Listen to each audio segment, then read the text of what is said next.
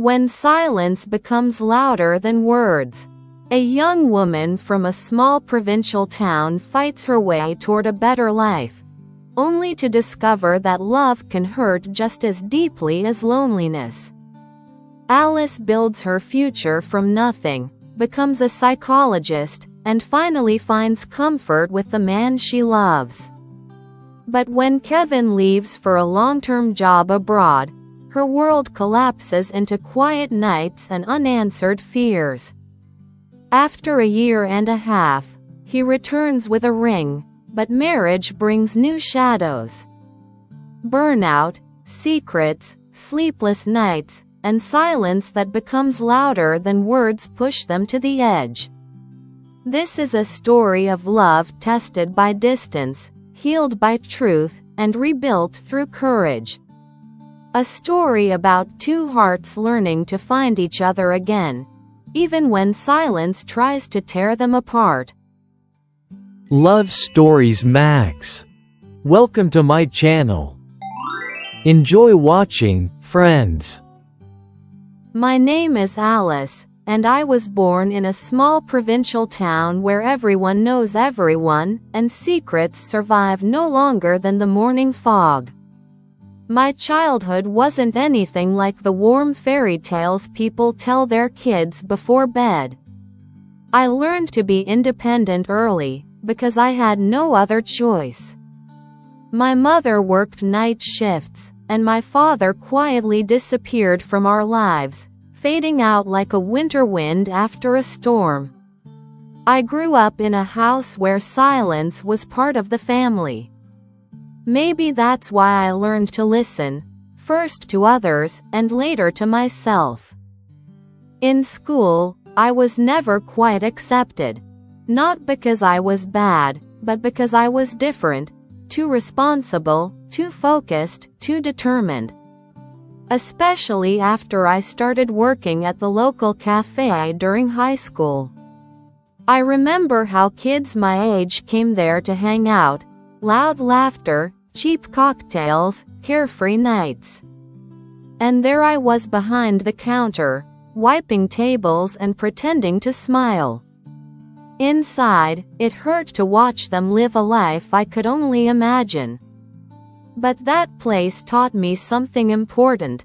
I wanted to become a psychologist.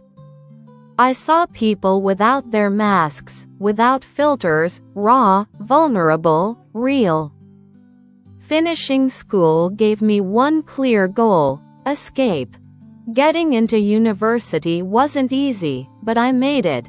The big city welcomed me with noise, speed, and the kind of freedom that can be frightening.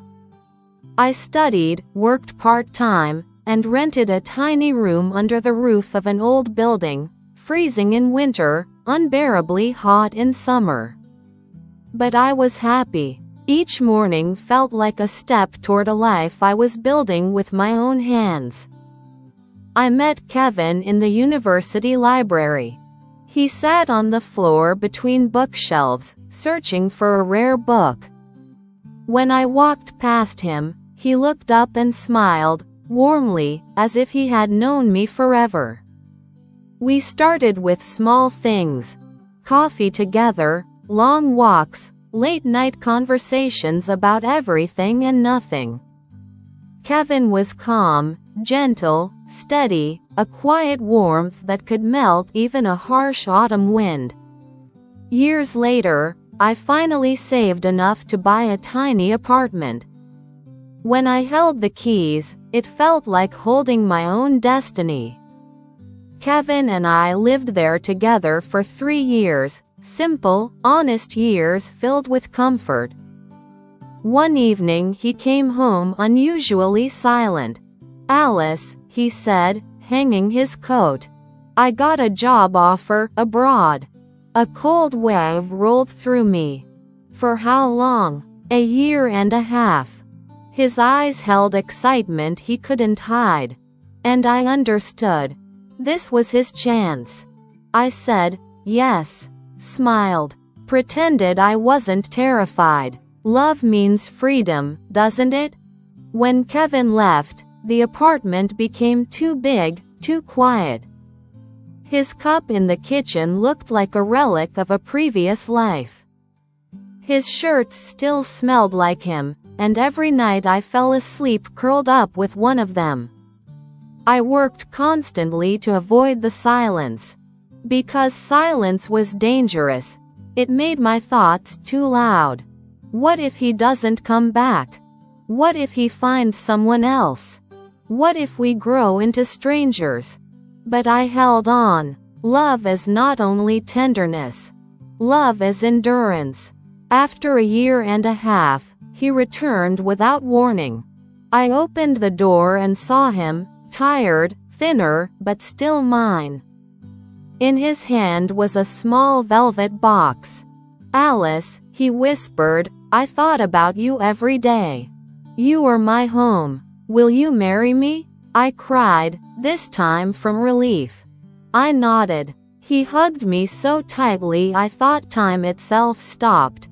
Our wedding was simple and intimate. No luxury, no glitter, just us. Walking toward him in my plain white dress, I felt my heart come alive again. And in that moment, I knew. Every pain, every lonely night, every fear brought me here. To him. Our married life began softly. No fireworks, just peace. But peace can be fragile. We had to learn each other again. How he makes coffee, how I arrange books, how we sit in silence but still understand. After a few months, things changed. Kevin became distant. Some nights he woke up and sat at the edge of the bed, holding his head. "Are you dreaming about something?" I asked. "No, I'm fine. Just thinking." But there was something he wasn't saying. Then came the business trips. First a day or two. Then a week. I didn't get jealous, I got scared. Distance had already left scars on me. One rainy evening, he talked quietly on the balcony. When he came inside, he smiled, but his eyes didn't. "Was that work?" I asked. He nodded too quickly. At night, while he slept, I lay awake staring at the ceiling. Tears slid silently. "Not again, please, not again." One morning he came home early and said, "Alice, we need to talk." My heart nearly stopped, but he sat down, took my hand, and said, "I'm not cheating on you. But I'm burned out. That job abroad, it broke me. And I was afraid to tell you. Afraid to seem weak. I felt guilt more than pain. We had lived in the shadow of our past. I, with my fears. He, with his silence. You don't have to be strong for me, I whispered. And he cried. Deep, painful tears. Months worth of pressure, finally released. We decided to see a family therapist. Love requires work, the hardest kind. The sessions were difficult. We opened wounds we'd ignored. His fear of losing himself. My fear of being left. Our unspoken expectations. During one session he said, "When I was abroad, thinking of you was the only thing keeping me going, but coming home, I was scared I wasn't enough." I replied, "I never needed you perfect.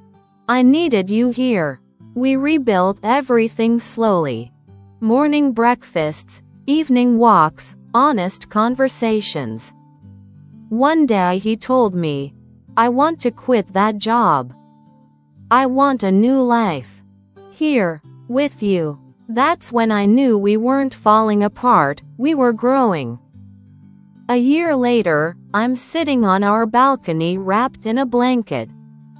Kevin is watering the plants he planted himself, even though he used to not know what soil was.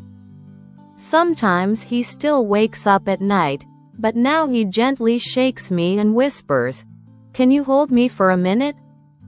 And I do. Always. Because real love isn't about never getting lost. It's about finding each other again, every single time.